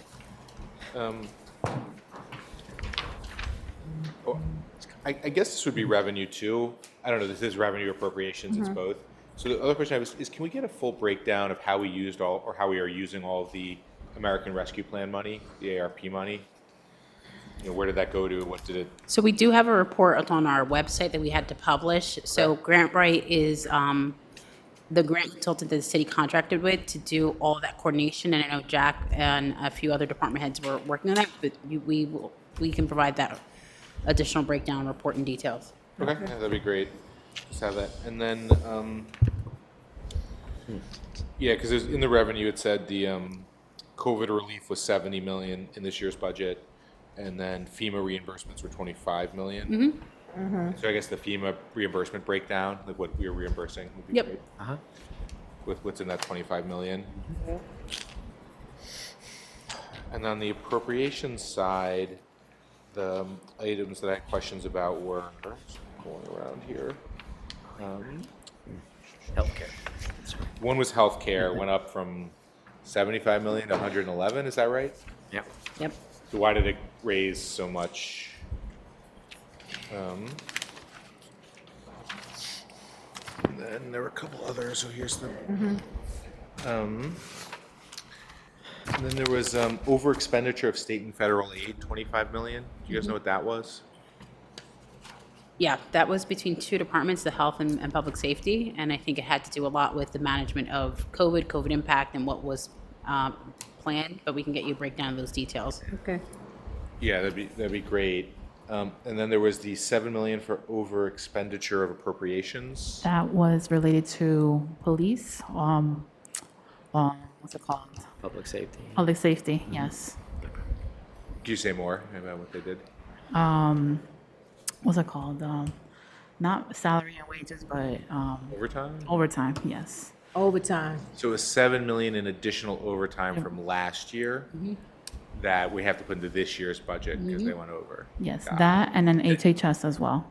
And HHS. Is that all overtime? That's all overtime? Just salaries, like regular salaries and wages for them. Okay, if you could break it down, that'd be great Yeah. between Absolutely. police. I think it and- would be helpful, considering this is our first time as a team. Yeah. And getting and prepared and knowing that this is going to be owned in the Department of Finance, Yeah. is getting a series of all your questions Yep. as we move in through these details, so that we're, we can answer as to what we see and account for and what we're processing. But at the same time, at the department hearings, with the department really drilling down on their revenues.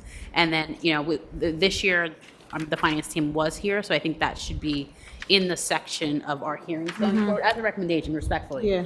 I think it'll be helpful to, do revenues and like I said, I had my team sit in, as we saw last week, and I think going forward, it'll be helpful to examine those revenue sections Yeah. in each by department and why. Because we can tell you from a fiscal end and what we're processing, what we're seeing, they can tell you why did they overexpend, what happened with this overtime, and how do we, because we're a receivership. And then the other ones, we have the 1.2 million for salary adjustment, which we always have for it. I just wondered if there are any specific unions we were intending to use that money for in this year's budget. That's true. Yeah. And then I wondered if we had to increase our gas, just given what happened with gas prices. Yeah. We have 1.2 million for gas, but I wonder if we have to increase that, just given what I paid Yeah. on my drive to Vermont this weekend. So I was visiting the in-laws. I know. It's not That's cheap. expensive, yeah. And then I wondered what the breakdown for municipal rent was. It's 785,000, and my recollection was we were trying to reduce that rent number as we built all the complexes. That's true. And so I didn't know why, and I'm sure there's just things I'm not thinking of, but why it was still so high. Okay. We have a lease agreement with them. You know We have a what? lease agreement with one of, I forget what the company is. Yes. Central Avenue? No. No. So we have a lease agreement for the annex that we're paying monthly. Oh, so that's the payments to build because we did it through that way. Yeah, I so it's get it. kind of like we have a Yeah. capital lease with The it. pay to, it's like the lease to Yes. buy Right. type of So, arrangement. yeah. Got it, that makes sense. Okay, got it. Okay, I think those are my questions. Okay. Mary, you have any? I don't know. That's true. But you know what probably would be helpful too, Carmen, because this is your division of finances. You see how they group things together, and then we ask some questions. You say that, well, it's probably this, probably that, in that group itself. Is there any way that we can just individualize, like under a heading or whatever? Just like when we dealing with like the parking lot tax, but inside of that is other, payments that you're telling us. You understand what I'm saying? Yeah, and so- if there's any way that you can, like, if it's under like parking lot tax, then, you can give us bullet points A, B, and C. This is this is that. Yeah. That might help us also, Yeah. which will be much easier for us to So- understand where certain things are going. So this is the format from again, the municipal budget, what we have to put out publicly, but I think what I'm hearing is the rework of the analysis and the accounting and some of the breakout details. So totally understood and heard in regards to breaking some of those things down. So it is more fluid and having like I said, that revenue section per department and Department of Finance being here. Typically it's headed up by the BA, but we own this responsibility and we own that piece, and he obviously executes the policy. So prior formats, but happy to get you the information that you need so that you're, that this is fair, transparent, and that we're accounting for what we need to do. Because it also seems like year over year, for example, the police department always has a pretty substantial overage in I was going to say overtime. that, yes. So I don't know if this is something, if it's a management issue, Correct. if it's just understanding that if this is the same amount year over year, is that because they continue to be an allowance for it, or because they actually need it in the budget, right? And as we all know, with our personal budgets, the worst thing you can do is not really be realistic about your budget. But But also, if it's a similar amount year over year, is it because they're allowed to have that overage, and then they have to bake it back in, and then it comes back up, and they bake it back in, and it comes back up? So As much police officers we hiring, I'm just I don't trying to understand why we figure even it out. have overtime, right? Correct, and not, we just trying to understand it, that's it. That's what we're trying to do, because we are hiring a lot of police officers, so, That is one of the responsibilities of the fiscal officers is to making sure that the overtime are in time. And I do know that there are certain departments that are midway, we're in June, that it couldn't be close to exhausting that. So some of the challenges, again, we can identify as a fiscal officer in an Excel report and what we're getting, but the implementation of the uniform system is actually going to prevent some of those measures, because ultimately by the time we get the documents, it's already transpired. And so internally, until we get uniform, we're sending out notices, emailing them, alerting them, putting out an advisement that at the end of the year, that something in regards to the CFO's duties and expenditures and people are going to put on notice, and we have to correct it, and they have to follow the fiscal budget laws.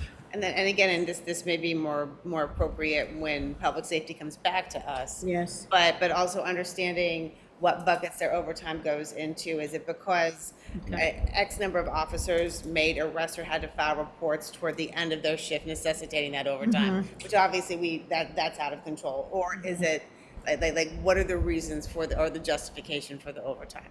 Correct. Is it because they didn't anticipate that we were going to add 3 more events this year as a city, or that? But I think that also like understanding that piece of it as well might be helpful. And again, I don't know if that's out of your office or if that's out of more specifically public safety and having them come and justify. But again, like with parking, what's constituting this general overage or shortage? So. Because I thought even when it comes to public safety, when it comes to certain events, depending on the organization, they have to pay for these police officers. So I'm just trying to figure out, why is the overtime? They have to pay.